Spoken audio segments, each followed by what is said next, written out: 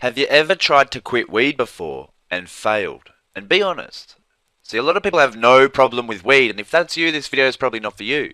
But if you're like 9% of daily smokers, you have trouble quitting weed. You need to quit weed for your job, or you need to quit weed for your education, you need to quit for your physical health, or you need to quit for your mental health. Maybe you feel like marijuana is changing your personality, or the most common reason is you feel like marijuana is holding you back in life. That is the most common reason people quit marijuana. Apathy is holding you back. Apathy is that whole attitude of I don't care, I don't give a shit. And the problem with that is you do care, you do give a shit, but it's marijuana that makes you not care. End result is you end up with a life you don't care about. And as soon as you stop smoking and wake up, which will happen one day, it comes down on you like a ton of bricks and it causes depression, all sorts of things, and most likely it makes you go back to marijuana. So you've probably recognized this in your own life and it makes you want to quit weed. But you have trouble quitting weed, and there's a ton of reasons why. You may have trouble sleeping without weed, especially that first night. People just sort of stare at the ceiling all night. They don't actually get some sleep, and that can be an excuse people use to go back to marijuana. And if you smoke weed every single day, you're kind of doing it just to feel normal. So as soon as you take it away, you don't feel normal anymore. A lot of people feel socially alone without weed, and this is usually because every one of your friends smokes weed, so it's hard to find that new tribe. Eating at regular times without weed can be very difficult. You don't feel hungry when you probably should. Stronger emotions without weed. Social anxiety, maybe you feel angry. Maybe you have that short temper, you're a bit more snappy. Depression. There's mental fog when you quit weed. And basically the problem here is it's fine to be a little bit dopey, a little bit slow, a little bit behind the times when you're stoned. But when you stop smoking weed, you want to get that clarity, focus, and motivation back very quickly. And sometimes it doesn't happen as quick as you think. So I hear about a lot of people that smoke weed and, 2 weeks, a month, a couple months after they quit, they still have that mental haziness, that mental fog. And it can be difficult, right? Because smoking marijuana relieves these problems straight away. And one of the biggest problems people have is replacing marijuana with another habit.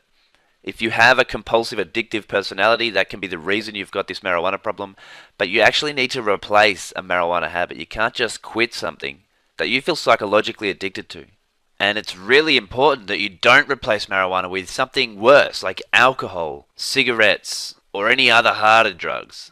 And please don't think I'm having a go at you, I did this. I smoked weed for 13 years, every single day.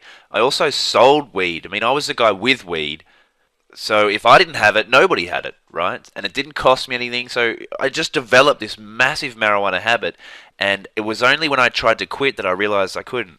And it was literally the last 3 years of smoking that I was trying to quit weed. And the weirdest thing, back in the day I would have never imagined that I would end up helping people quit weed, because I made so many people not only start smoking weed, but also really up their habit and start smoking weed every single day. That's why I now help people quit weed. It's kind of a karma thing for me. So far we've helped over 10,000 people quit weed, and I just hope that I help more people quit weed than I helped get into weed back in the day. That's my goal. So I know what it's like to kind of have mixed feelings about quitting marijuana. Of course you're going to have mixed feelings. You want to quit because you're being held back in so many different ways. But at the same time, you are the average of the closest 5 people you hang around. Every single thing about you is defined by the closest 5 people you hang around. If you hang around 5 fat guys all day, you're going to end up fat. If you hang around 5 rich guys all day, you're going to end up rich. If you end up hanging around 5 stoners all day, every single day, what do you think you're going to become? So how do we help you quit weed? What we do is change the belief system you have about marijuana so that you can gain control. And this isn't something about willpower. Willpower does not work. It doesn't work. You can't consistently, forever, for the rest of your life, go against something you want to do. Here's the reason why willpower doesn't work. Willpower is ego depletion, or willpower depletion. And what it means is willpower uses a certain type of energy in your body and you have a limited supply of it. Using willpower, controlling your thoughts, controlling your emotions, controlling your actions, controlling your decisions, controlling your temptations, they draw on the same resource. They take the same energy and you have a limited supply of that type of energy. So as you stack these on top of each other and you attempt to overcome many temptations that all use the same type of energy, you run out. There's science behind this. There's many scientific tests they have done.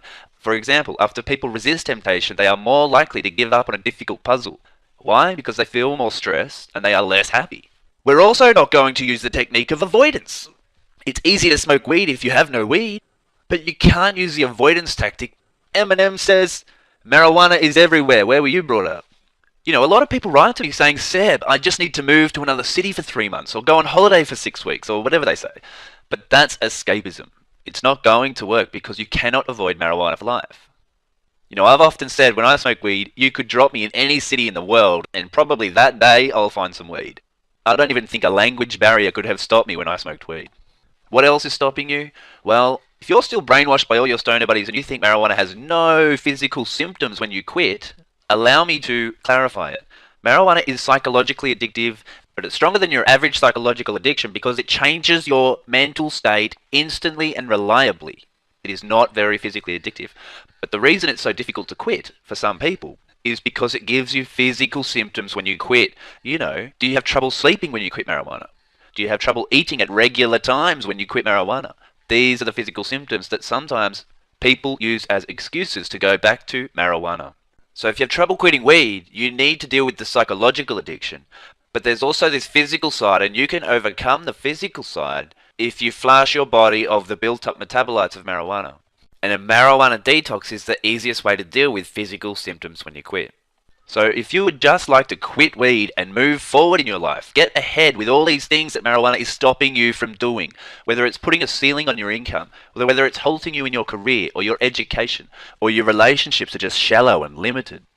You know, there is a million different mild problems with marijuana, whether it's stealing your motivation every day or changing your personality to its core.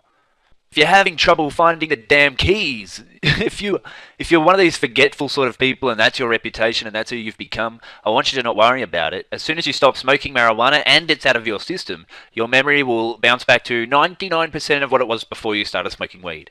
The only reason it won't be 100% is because you're older now, but we have tons of techniques to make your memory even better than it was before you started smoking weed. If you have trouble handling anger, sadness, depression, you know, you've used marijuana to handle emotions and now you get rid of it and all these things flood in. You have a very low emotional intelligence. How's your stress? Marijuana stops you from developing stress tolerance. And it's the same thing as emotional intelligence. You're using marijuana to deal with stress, so when you take the weed away, you have a harder time dealing with the stress. It always makes sense. Whatever marijuana gives you with one hand in the short term, it is taking away from you with the other hand in the long term. If marijuana is overtaking these important things in your life, you absolutely need to stop smoking the stuff. By the way, how to quit weed without withdrawals or sleepless nights, or how to easily control your marijuana habit? Use Quit Marijuana the Complete Guide. It absolutely has higher success rates than 12-step programs put on by secretive organizations like Narcotics Anonymous, you know the ones. They don't work because you just have meetings with people that smoke weed. You're hanging around stoners, and what does that mean? We know what it means. And that's why the Complete Guide is more successful. You can do this in your own time, from home, without hanging around stoners. Click the link below to check it out. It diffuses your psychological triggers. And most importantly, it will stop your cravings for weed. Look it up, do your research on it. There is tons of positive feedback and testimonials all over the web.